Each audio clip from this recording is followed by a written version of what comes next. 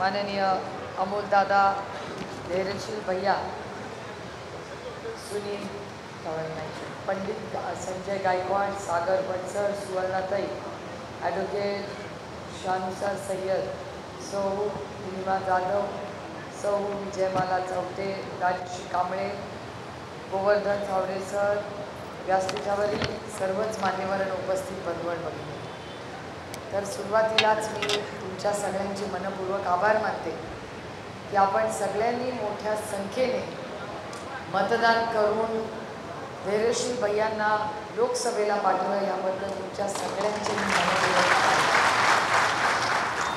आत्ता त्यांनी भाषणामध्ये सांगितलं की भाषण करायला मी त्यांना संधी दिली. मी भैया तुमची परवानगी घेऊनच तुमच्या भाषणात थोडं करेक्शन करते. संधी मी देत नाही, संधी पक्ष आणि लोकसभा मतदारसंघ देतो. तुम्ही त्यांना संधी दिली म्हणून ते पार्लमेंटमध्ये भाषण करू शकले. त्यामुळे त्याच्यात माझा काही रोल नाही. त्यांच्या मनाचा मोठेपणा की त्यांनी माझं नाव घेतलं, पण आता ते पहिल्यांदाच निवडून आले आणि मला एका गोष्टीचा आनंद वाटतो की आधी दिल्लीमध्ये फक्त अमोलदादांनीच बॅटिंग करायची. आज बॅटिंग करायला 8 खासदार आज ते मिळालेले आहेत. यावेळी अमोलदादांनी तर बोललोच, पण त्याचबरोबर धैर्यशील भैया बोलले, निलेश लंके जोरात बोलले, भगरे सर बोलले, आपले बीडचे बजरंग आप्पा बोलले, म्हणजे प्रत्येकजण, आपल्या बाळ्या मामा बोलले, वर्ध्याचे अमर, म्हणजे 8च्या 8 खासदारांनी त्यांचं अकाउंट यावेळेस लोकसभेत उडकले. म्हणजे तुम्ही जे लोक महाराष्ट्राने निवडून पाठवले ते राष्ट्रवादी काँग्रेसच्या 8च्या 8 खासदार आज तिकडे महाराष्ट्राचे प्रश्न मांडतायत, ही माझ्यासाठी एक अतिशय समाधानाची गोष्ट आहे. आधीच्या अनेक भाषणांमध्ये अनेक गोष्टी मांडल्या गेल्या. एक खूप मोठा आवाज तुम्ही पाण्याचा प्रश्न त्यांनी मांडला. मला फक्त तुम्हाला एकच प्रश्न विचारायचा आहे की पाण्याची स्कीम तुम्ही करणार हे सांगितलं, पण त्याला लिफ्ट करावं लागेल. ते लिफ्ट करून मगच ते इथे येईल, बरोबर. आता लिफ्ट करण्यासाठी थोडासा आपल्याला अभ्यास करायला लागेल, कारण का बारामती लोकसभा मतदारसंघात ही आम्ही लिफ्ट इरिगेशन बरंचसं केलं आहे. कधीकधी ते पंप वेळेवर नाही चालले किंवा त्याच्या विजाच्या बिल जर आपलं सरकार नसलं तर अडचणी येतात. हे मी स्वतः अनुभवलं आहे बारामती लोकसभा मतदारसंघात. तर तुम्हाला आणि धैर्यशील भैयांना मान्य असेल तर तुम्ही दोघं त्याचा एक प्लॅन करा. तुम्ही मुंबईला या, इरिगेशन खात्याशी मी स्वतः तुम्हाला घेऊन जाऊन एक चांगली मीटिंग लावू आणि टेक्निकलीही त्याच्याकडून म्हणजे त्यांच्यासारखं आपण काम करत नाही, कारण का ते आपलं विधानसभा आली की हे करीन ते करीन. आता काय नाही तर नवीन त्यांना एक हाऊस भेटली आहे की जो येईल त्याला सांगायचं मी तुला ह्याचेच पैसे देतो, त्याचे पैसे देतो. पैसे देणारा आम्हाला मनापासून आनंद आहे. म्हणजे त्यांनी मुख्यमंत्री लाडकी बहीण स्कीम योजना आता महाराष्ट्र सरकारने सुरू केली. मला आनंद आहे. बहिणींना एखादा भाव देत असेल तर काय त्याच्यात कोणाला हरकत आहे, पण त्याच्यात 2-3 गोष्टी फक्त मला तुमच्या नजरेत आणून द्यायच्या आहे की एक तर ते भाऊ खिशातून पैसे देत नाही. आपण सगळे GST भरता की नाही, आपण सगळे GST भरतो, आपण सगळे टॅक्स भरतो. त्या टॅक्सच्या पैशातून हा निधी येतो, हे एक ध्यानात ठेवा. म्हणजे या खिशातून या खिशात, ताटातलं वाटीत आणि वाटीतला ताटात, हा पहिला मुद्दा. आणि दुसरा महत्त्वाचा मुद्दा जो मला खरंच वेदना देणारा होता की या महाराष्ट्र सरकारचे 2 आमदार आहेत, त्यांचं जे भाषण होतं ते कुणाकडे आहे का भाषण? ते मगाशी ती 2 भाषणं कुणाकडे आहेत का? नवनीत राणा. अरे मगाशी त्या मेहबूबकडे होतं ते. हो, पण ते आहे का रेकॉर्डिंग कुणाकडे? तो महेश तो सांगून गेला होता कुठेतरी मेहबूबला, मगाशी मी सांगितलं होतं. कुणाकडे आहे? काढा तोपर्यंत, मी सांगते यांना. अरे बघा गप्पा मारत बसला हिरो. हे अतिशय महत्त्वाचं आहे. ते जे म्हणतात ना आम्ही खोटं बोलतो, ओ मी रामकृष्ण हरिवाली आहे, मला माझ्या पांडुरंगाला रोज उत्तर द्यावं लागतं, मी खोटं बोलत नाही. आणि मी काय ते उगाच इलेक्शन आले म्हणून यांच्यासारख्या काय गोष्टी उगाच सांगत बसत नाही. आता हे ऐका, हे केलं का सुरू? हे कोण बोलतोय? इलेक्शन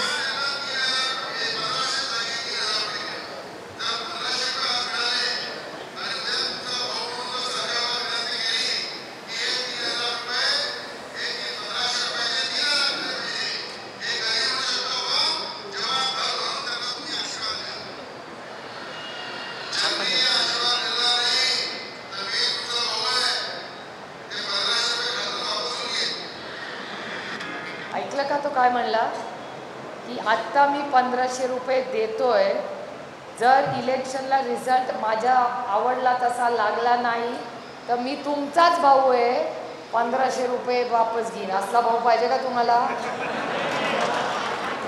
आणि ते दुसरा कुठे गेलं? आणि हे दुसरे आधी मोठे कलाकार.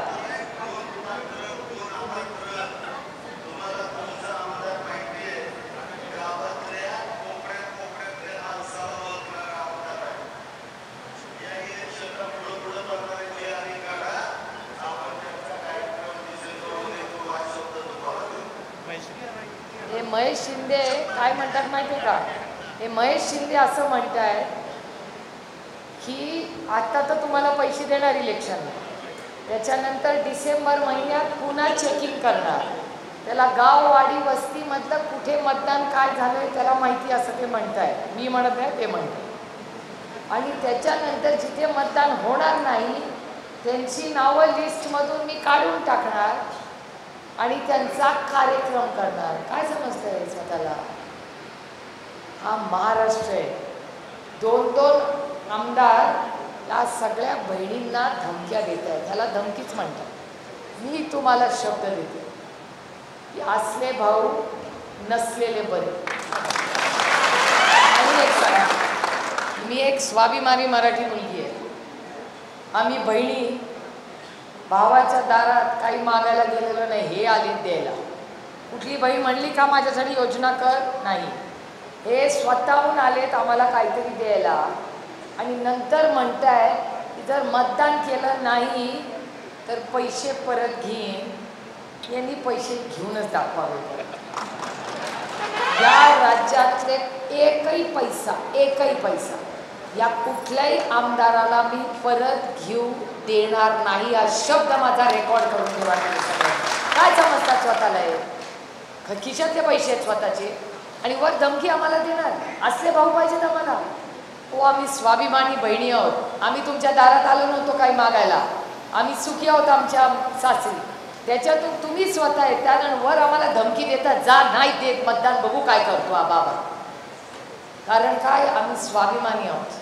या राज्यामध्ये कोणी आणखीन एक दुसरा एक कोणीतरी होता तो आणि काय बोलला की आम्ही पैसे देतो आहोत आणि एक बहीण गेली तर दुसरी नाती जोडू. बहीण भावाचं नातं हे 1500 रुपयांनी नाही जोडलं जात. ते प्रेमाने आणि विश्वासाने जोडलं जातं. कारण का, प्रेम आणि नाती एक असतात आणि व्यवसाय वेगळा असतो. व्यवसायात प्रेम नसतं, पैसे असतात. आणि प्रेमामध्ये पैसा नसतो, विश्वास आणि प्रेम असतं. बरोबर आहे का नाही? मग हे 1500 रुपयांनी बहीण भावाचं नातं विकत घ्यायला निघाले, एवढे मोठे झाले. त्यामुळे गलिच्छ राजकारण फक्त 3 महिन्यांसाठी आहे. आणि मग ते म्हणतात आम्ही खोटं बोलतो. मी त्यांच्यापैकी कुठल्याही नेत्याबरोबर नाही, छोट्या कार्यकर्त्याबरोबर ते म्हणतील ती वेळ आणि ती म्हणतील त्या जागेवर बसायला तयार आहे. आणि ही जी योजना काढली आहे ज्याच्यात 3 या लोकांनी आम्हाला बहिणींना धमक्या दिल्या आहेत त्याच्यावर मी चर्चेला बसायला तयार. पैसे दिले, काय उपकार नाही केले. आणि हे अतिशय चुकीचं आहे. तुम्ही मला सांगा, काँग्रेसचं इतके वर्ष काँग्रेस आणि राष्ट्रवादीचं सरकार होतं.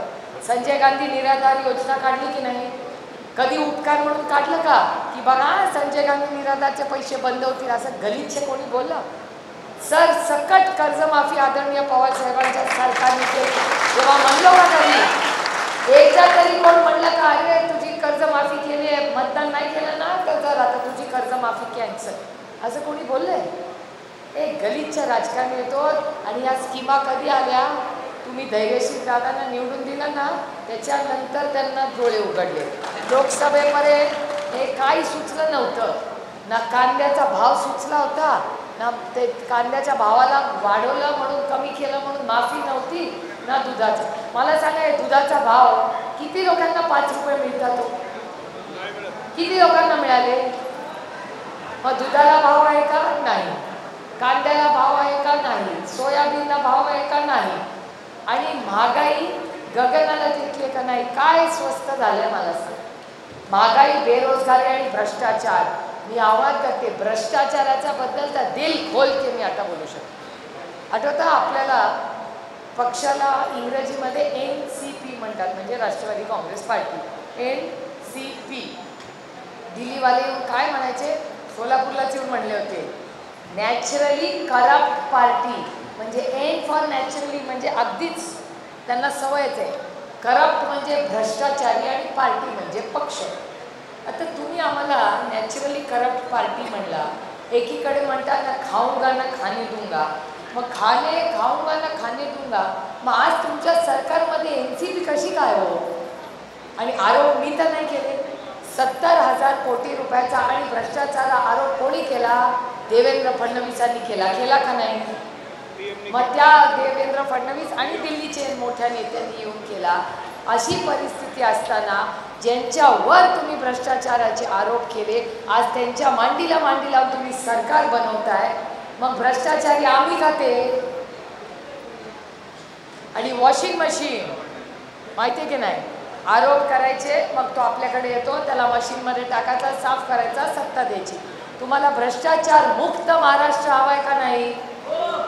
मी तुम्हाला शब्द देते, महाविकास आघाडी सरकार आल्यावर भ्रष्टाचार मुक्त महाराष्ट्र आम्ही तुम्हाला करून देऊ. एक कॉन्ट्रॅक्टमध्ये आम्ही सरकारमध्ये आल्यावर कॉन्ट्रॅक्ट जो देऊ त्याच्यात एकही खड्डा पडू देणार नाही. आज खड्डे पडतात कसे? मगाशी मोटरसायकलवर दाराबरोबर बसून आले, जीव मुठीत घेऊन आले होते. एकतर मी मोटरसायकलवर वर्षातून एकदा नाही, दर आठवड्याला बसते. याचं कारण असं की बारामती लोकसभा मतदार खडकवासला हा भाग आहे आणि त्या भागात खूप ट्रॅफिक असतो. संध्याकाळच्या वेळेत कार्यक्रम चुकतात, म्हणून मी अनेक वेळा मोटरसायकलवर खूप वेळा बसते, कार्यकर्त्याच्या मागे बसते आणि पटकन कार्यक्रमाला पोचते. कारण काही चारचाकी गाडी काय कामाची नाही, मी ट्रॅफिकमध्ये तास बसावं लागतं कधी कधी, किंवा आणि कुठे फिरायला गेले तरी मी पटकन बाईकवर बसते आणि कार्यक्रमाला जाते. आता ही परिस्थिती असताना मला तुम्ही समजून सांगा सगळे की ह्यांच्याबरोबर मी जेव्हा बाईकवर बसले, मला वाटलं बाबा काय प्रॉब्लेम नाही यायला. नंतर जसं गाव यायला लागलं, खडखड खडखड खडखड, मी जीव मुठीत घेऊन बसले होते. म्हटलं अरे बापरे, एवढे खड्डे, रस्ते में खड्डा के खड्डे में रस्ता आहे का नाही? तसं पैसे तर पुरे भरले, आपण टॅक्स भरला, त्याच्यातून रस्ता झाला, मग एवढे खड्डे कसे होतात? समृद्धी महामार्ग कुणाचा आहे? देवेंद्र फडणवीसांनी केला की नाही समृद्धी मार्ग? एवढं मोठं भगदाड पडलं की नाही? TV वर पाहिलं की नाही? मग भगदाडं पडतात कशी? ते नुसतं छोटासा खड्डा नव्हता, भगदाड होता, खालून सगळं दिसत. अरे रेल्वेचे स्टॉपेज तुमच्याकडे येते का? ती कुठली ट्रेन हो? ती जोरात जाते ती वंदे भारत. वंदे भारत तर आमचे गरीब कष्ट करणारे असे बघतात. अहो माझ्याकडे कुठे थांबते ती? जी पुण्यावरनं निघते ती डायरेक्ट पंढरपूरलाच थांबते. मी 50 वेळा सांगितलं दौंडला थांबू द्या जरा. ती अशी झपकन जाते. पोरं पण म्हणतात वंदे भारत. कोण? त्याचा उपयोग आम्हाला होत नाही. आणि आम्हाला म्हणजे ते गरीब कष्ट. ट्रेन कुणासाठी असते? मोठ्या माणसासाठी असते का सर्वसामान्य मायबाप जनतेसाठी? ती 50 वेळा थांबली म्हणून यांना काय अडचण होते? आणि दुसऱ्या ट्रेन येत आहेत का? आणि यांनी थांबे बंद केलेले. माझ्याकडे दौंडला 160 ट्रेन थांबायच्या, आज 50 ट्रेन थांबतात. 50 110 ट्रेन थांबे त्यांनी कमी केले. कुणासाठी ट्रेन चालली आहे? जर सर्वसामान्य मायबाप जनतेला त्याचा उपयोग होत नसेल तर काय करायची ते? मग विकास कुणाचा विकास चालला आहे? त्यामुळे या सगळ्या गोष्टीचा फार आपण गांभीर्याने सगळ्यांनी विचार केला पाहिजे. आज पुढे भूम परांड्याला सभा आहे, त्याच्यामुळे मी तुमची सगळ्यांची परवानगी घेऊन पुढे जाणार आहे. माझ्यानंतर अमोलदादा बोलतील, पण जायच्या आधी 2-3 गोष्टी महत्त्वाच्या सांगून जाऊ इच्छिते. अर्थातच पुन्हा येईन वगैरे, मगाशी तो मेहबूब बोलला, पुन्हा येईन वगैरे असं मी पण बोलत नाही. आणि काही लोक तर म्हणतात 2 पक्ष फोडून येईन. काय कौतुकाची गोष्ट की मी कॉपी करून पास झालो. बाबा स्वतःच्या हिमतीवर पास होऊन आले असते तर कुछ बात थी. यांना तर कॉपी करून येण्यात बरं वाटते. काय म्हणतात 2 पक्ष फोडून आणले. कसले पक्ष फोडून? ते काय प्रेमाने नाही आले तुमच्याबरोबर. ती ईडी लावली नसती तर भक्ती किती गेली असते तिकडे. आणि ईडी कोणी लावली? ज्यांनी लावली त्याच्याच बरोबर आहे. अरे ज्या माणसाने पक्ष स्थापन केला, मला खरं सांगा आमची लढाई कशासाठी? मी आणि अमोल दादा जे लढलोय कशासाठी लढलो? पक्ष कुणाचा? शरद पवारांनी स्थापन केला पक्ष. तुम्ही पक्ष नेला, तुम्ही चिन्ह नेलं. अरे मागितलं असताना प्रेमाने दिलंही असतं, पण तुम्ही ओरबाडून नेला असेल तर लढाई होईल. तुम्ही मला सांगा, तुमची आहे का घरदार? वडिलांच्या नावावर आहे का तुमच्या? कुणाच्या नावावर आहे? वडिलांच्या. मग लावू का ईडी?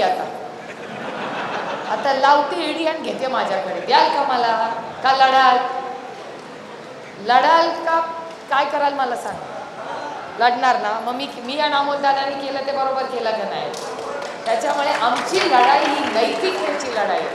आणि असं सरकार पाहिजे. आता धैर्यशील भैया बघा, सगळ्या अडचणीच्या काळात म्हणजे मी तुम्हाला सांगते, सगळ्यात जास्त तुतारी कुठे राज्यात पहिली चालली असेल तर ती माढा लोकसभा आणि सोलापूरमध्ये चालली. म्हणजे ही चिन्ह पोचवायची जादू सोलापूरकरांनी आम्हाला कानात सांगावी हो जरा. काय चिन्ह पोचवलंय तुम्ही? दान दान दान. जो भेटायचा तो म्हणायचा तुतारी तुतारी तुतारी. म्हणजे अरे ही तुतारी पोचली कशी इतक्या लवकर? पण मी आणि अमोल दादा नेहमी विचारायचो, आणि ती तुतारी पोचवली कशी एवढी? अरे पोचली इथे. आता ती फक्त विधानसभेला वाजवायची राहिली आहे, बाकी आणि सरकार का बदलायचंय? कारण काय आहे, माझा आरोप आहे या सरकारवर, आज हे सरकार जुमलेबाज आहे. ते समाजाला फसवलं का? हो फसवलं. अहो धनगर समाजाला आमच्या घराच्या बाहेर येऊन म्हणले होते पहिल्या कॅबिनेटमध्ये दिलं का धनगर समाजाला आरक्षण? नाही दिलं. धनगर, मराठा, लिंगायत, मुस्लिम, भटक्या विमुक्त समाजाचे आरक्षणाचे प्रश्न आहे संसदेत. फक्त मी आणि अमोलदादा बोलतो. भारतीय जनता पक्ष कधी बोलली आहे का? गल्लीपासून दिल्लीपर्यंत त्यांचं सरकार आहे. का नाही प्रस्तावानं? आणि मग इथे आम्हाला उगाच काळे झेंडे दाखवा आम्हाला, काय का आम्हाला भीती नाही. कारण का आमच्या मनातच काही चुकीचं नाही. त्यामुळे त्यांची मला विनंती आहे, आरक्षणात फसवलं, शेतकऱ्यांना फसवलं, बहिणींना ओवाळणी द्यायची त्याच्यात पण आता धमकी द्यायला लागली. भ्रष्टाचारी सरकार आहे, महागाईच्या बाजूनी आहे आणि शेतकरी विरोधी हे सरकार आहे. त्याच्यामुळे ऑक्टोबरमध्ये आपल्याला सरकार बदलायचं आहे आणि असं सरकार आपल्याला आणायचं आहे जे दिल्ली समोर झुकणार नाही. आता बघा, पालकमंत्री पद हवंय, दिल्लीला जायचंय. ग्रामपंचायतीला कुणाला तिकीट वाटू? दिल्लीला जायचंय. मंत्रीपद कुणाला मिळणार? दिल्लीला जायचंय. दुधाला किती भाव द्यायचा आहे? दिल्लीला जायचंय.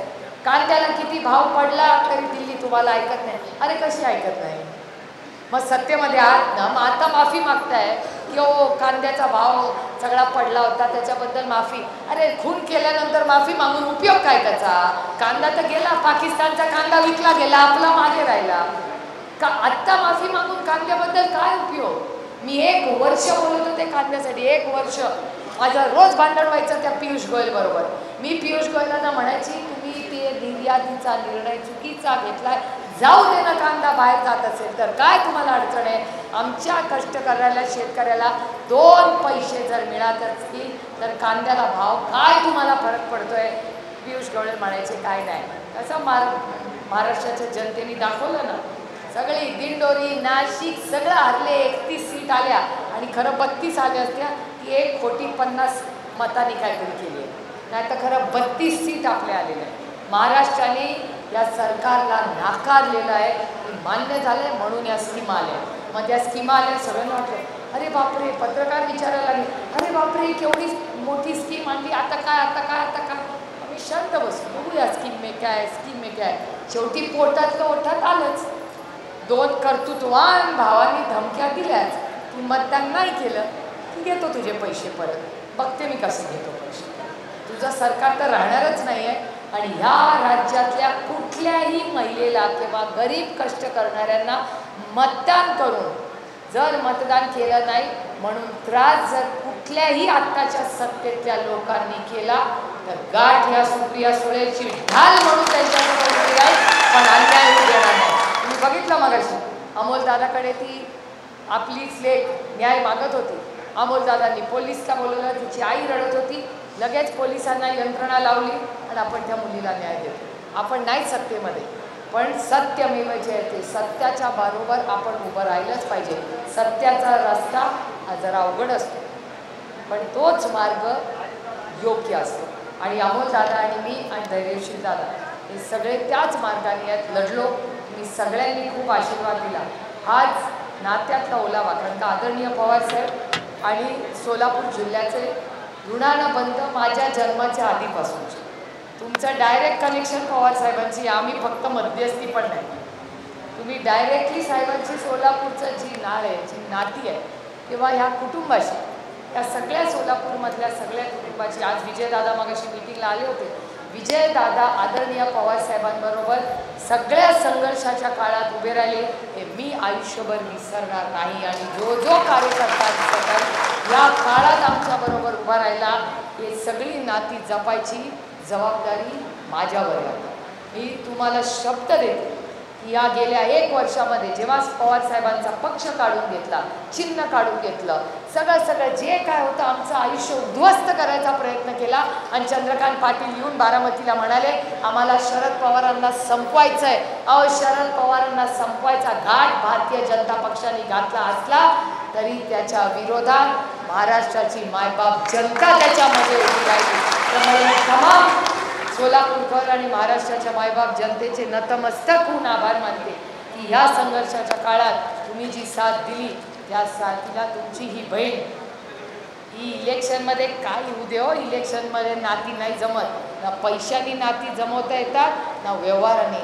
नाती प्रेमाने आणि विश्वासाने देतात. आणि तेच प्रेम आणि विश्वास जो 6 दशकं तुम्ही आदरणीय पवारसाहेबांना दिला, तोच प्रेमाचा विश्वासाचा वारसा मी एकटी नाही, अमोलदादा, धैर्यशील दादा आणि व्यासपीठावर सगळे सहकारी आणि पदाधिकारी आम्ही एकत्र नेऊ. आज आल्यानंतर अतिशय प्रेमाने आपण स्वागत केलं, त्याबद्दल आपले मनपूर्वक आभार मानून. तुमच्या पाण्याचा प्रश्न जो तुम्ही मांडला आहे, धैर्यशील भैयांनी जे फूड पार्कची जी सूचना त्यांनी केली, मी स्वतः दोन्ही विषयांमध्ये जातीने लक्ष घालून आपण सगळे त्याचा मार्ग कसा काढता येईल एवढं करून पुन्हा एकदा तमाम सोलापूरकरांचे मनपूर्वक आभार मानून आपली रजा घेते. रामकृष्ण हरी.